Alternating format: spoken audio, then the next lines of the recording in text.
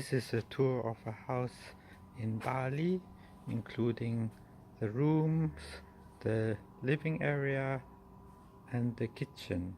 So here we are in the kitchen. We have a recycle bin over here and a normal bin over there. The recycle bin includes the plastic bottles, cardboard boxes and other clean plastic items, or also clear glass. There we have a fire extinguisher, which is useful because in Bali most houses cook with gas. This is the stove, which includes, I think it's a 15 kilo gas bottle, which lasts about 2 months perhaps if you cook once a day, or it might last longer if you don't cook every day. The reason we use gas instead of electricity because gas is still a lot cheaper than electricity here in Indonesia. And by the way, this is an outdoor kitchen because most kitchens in Indonesia are outdoors. I guess it's possibly because we cook with gas, and just in case like that, if there's a gas leak, it will dissipate easily if it's outside, whereas inside can be more difficult to dissipate. So what you have to pay attention when you have an outdoor kitchen is that anything that is sweet you need to put in airtight containers such as this one, because anything which is outdoors there will also be lots of ants, and ants can get in any tiny small holes. So if you have any consumables which are sweet, they either need to be in airtight containers or they must be put in the fridge. That's one of the reasons why here in Indonesia you keep bread also in the fridge, because so like that the ants cannot get to it and the bread will stay fresh longer.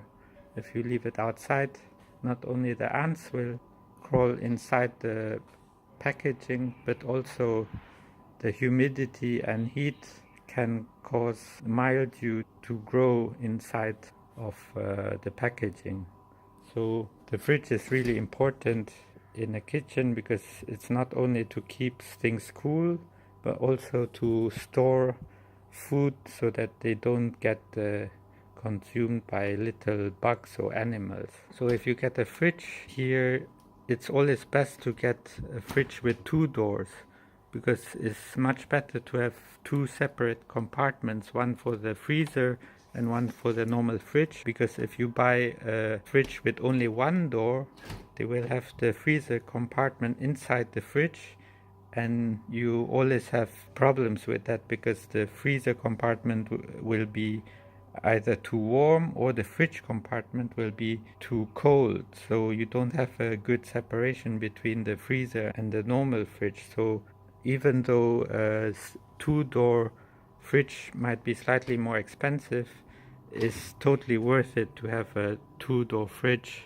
instead of a 1-door fridge. Doesn't matter if you don't need all of the space, it's still better to get a 2-door fridge. This is the rice box for storing the uncooked rice, but also here you need to watch out that often in rice you can find small bugs which eat the rice. They are just small tiny black animals which like to eat the uncooked rice, and so that's why we only buy a small amount of rice, like maybe 5 or maximum 10 kilos, because if you buy too much rice and you will store the rice much longer in the box, the chances are that those small bugs will come and start eating the rice.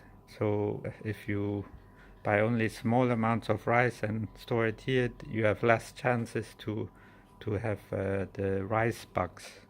Also, many of the furniture here is out of wood, but I'm not sure if it's such a good idea, because if you have natural furniture, the likeliness of having bugs or small animals is higher than if you have modern furniture such as aluminium or steel, where the bugs cannot find any nurturing.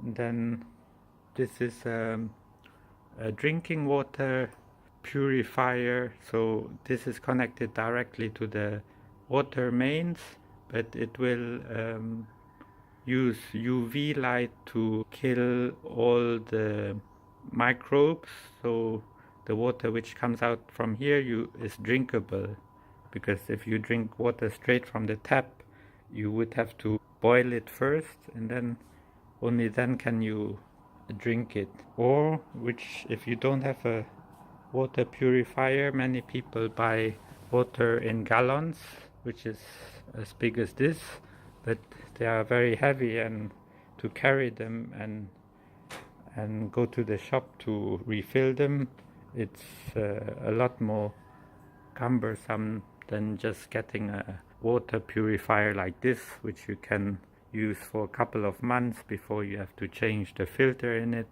but it's a much more comfortable solution. And also what you have in most Balinese kitchen or houses is a placeholder for the daily offerings, which the Balinese usually do to pray to their gods, and it's normally done once a day in the late afternoon, where they put small flowers and some cookies usually, also the burning sticks, which have a special aroma.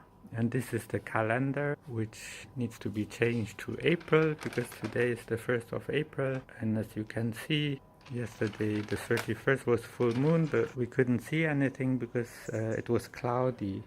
Here it's a small bar which is made out of wood, but sometimes there are small critters underneath crawling around, so you have to watch out for them. And on the top there's also a fan, because sometimes it can get really quite hot, even if it's in an outdoor kitchen. And this is a pot made out of stone. Here they use that to crush ingredients or to make hot sauce. And also it's good to have a clock in the kitchen. The roof is made out of rattan, I think, and on top in the exterior is out of shingles. It's also some kind of... Here there's a small pond which contains some fish, and also a pump for the water. Remember, if you have water and lots of plants, you are also likely to have more mosquitoes flying around. Outdoor living space is also mainly made out of wood, and it's open area all day long, so when it rains it's possible that it will rain inside because of the wind sometimes, so you better not leave any things which aren't waterproof in this area, because if it rains it will get wet. And this is the wall on the back. Most houses over here, they have walls around the property. I think it to make the boundaries of the land plots more clearer, so there's no discussion with the neighbors.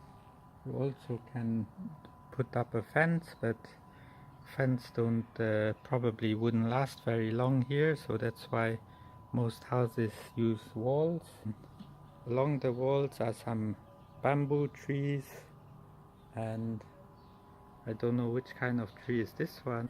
And this is a small pool, but remember, if you have a pool, you also have you will need pumps, and pumps use electricity. It needs quite a lot of maintenance to keep it clean, and also to keep the water circulating you need a pump, and also it even needs a roof, because if you don't put a roof over the swimming pool, then it will get dirtier much quicker.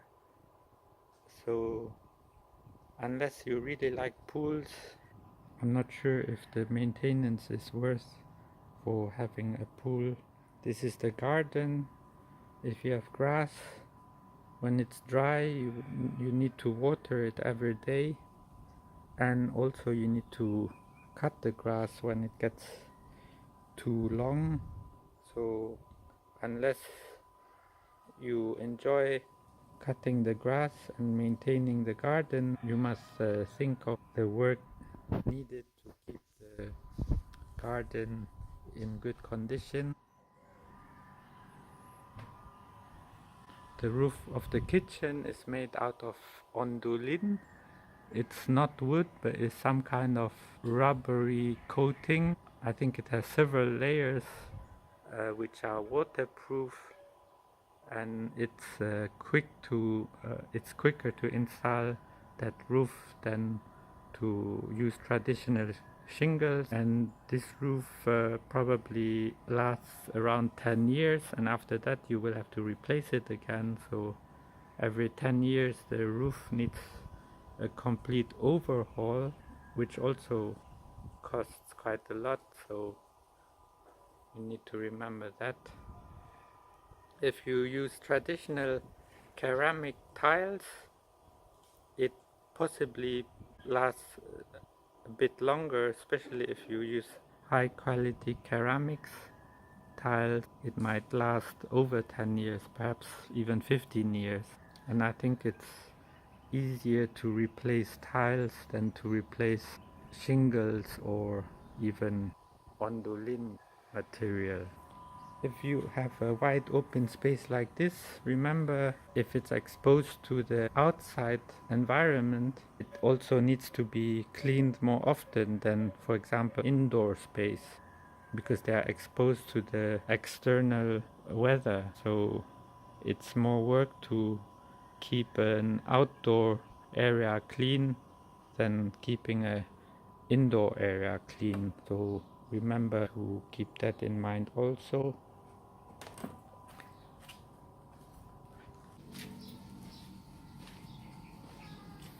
This is another praying area for the daily offerings. Often it's somewhere in the corner or on front, but it's typical of Bali that you would have some kind of praying area. And also you probably will also have a water tank to store the water from the water mains, because the water from the water mains, you won't have enough pressure if you connect it directly to your water system. So that's why first the water from the water mains goes to the water tank, and for that also you will need a pump to pump the water quicker into the water tank, because the pressure from the communal water mains is not strong enough to provide for your house. So you will need an extra pump for the water to not only pump it into the water tank, but also to pump it from the water tank to your shower or to your toilet or the wash basin, unless if you put the tank on a higher height than your house, then you will only need a pump to pump the water in, and from the tank the gravity will push the water down, so you won't need the extra pump to pump it out of the water tank. And also the added benefit of a water tank which is up on above the height of your house, it will also get warmer during the day from the sun. So you probably also wouldn't need a water heater for the shower, because the water will be warm enough from the natural sunlight during the day. So in the evening you can have a warm shower without even using electricity to use a water heater to warm up the water. So the only difference is that if you put the water tank on top of your house, it might not look so good, but it's more practical, I think. And also there's a septic tank somewhere underground to filter the water from the drainage system. And also, if you have a garden, you might want to have a fixed in watering system so that you can automatically just turn on the water to water the garden, so you don't need to use a water pipe. If you build a fixed in water sprinkler, like every 7 or 8 meters you install a water sprinkler which is fixed underneath in the ground. So when you want to water the garden, you just need to turn on the tap, and you don't have to walk around with the water pipe to water each individual tree or flower. So you have a sprinkler system installed in your garden, because they will need watering eventually if you live in a dry area. But if you live in a rainy area, such as in Ubud in the north of Bali, where it rains every day, you won't need to water the garden. But here we are on the hill in the Bukit, which is originally a very dry area. You will have to have some kind of watering system, such as like in California, where it rains very seldom. They have a fixed water sprinkler system which turns on automatically every day. For example, at sunset at 4 or 5 o'clock, it turns on for 1 hour and then it turns off automatically. So you don't have to think about watering the garden. It might be more expensive to install in the beginning, but it has a long-term benefit, so it will save you time. This space has 3 rooms. One is there, and there's another room over there, and 1 kitchen. And for that you need the electricity current of around 7,500 volts if each room has air conditioning and also a water heater. And you also have to calculate the pumps which use electricity, the washing machine, the fridge, and of course the lights. But the highest energy consumption is the air conditioning. So here we are entering one of the rooms, and all the rooms have the same layout. There's a desk, lamps, clothing hanger over there, a cupboard over there. And with the cupboard, this one is also a good cupboard because it lets the wind pass through, and when the air can pass through, you are less likely to have mild dew inside, so because the air can flow through. The floors are out of tiles, but in the bathroom the floors I think are out of stone, so it looks more rustical. Here you also have an outdoor shower if you prefer taking a shower outside, a bathtub and a washing area. And there's also a small side room over here which can be used as an extra bedroom or a side separate living area with the fridge, and the water heater for the bathroom is over there. And remember also, here as occasionally you have blackouts, so you won't have electricity for some time. Maybe normally after 1 hour it goes back on, but you must keep in mind that sometimes the electricity isn't very stable, so you might either want to get a generator, or you also might need a stabilizer to stabilize the voltage so that it protects your electric devices and they will last longer. So if you want to get an electric stabilizer, you need to double the amount of electricity you have. So if you have 7,000 volts, you will need a stabilizer with 14,000 volts. But for a 2-room house, probably 4,000 or 5,000 volts is enough. So then you only need a stabilizer of 8,000 volts. Mostly the The electricity here is like in Europe is supposed to be 220 volts, but here it's more likely around 180 volts instead. So that's why the stabilizer is a useful item to have. And also you might want to think of having a large enough parking area for the car or your motorbike, and it's better to have it inside the wall of the house, so like that you can be safer.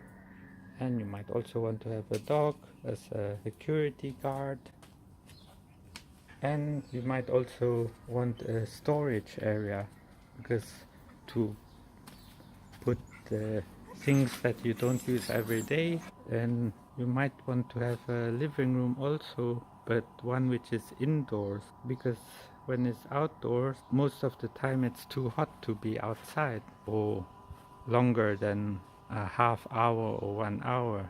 So I would make a indoor living space to like hang out or have your office in there. Not only it will be cooler, but also you won't have mosquitoes flying around. I mean, you will have mosquitoes also indoors, but it's much less than outdoors.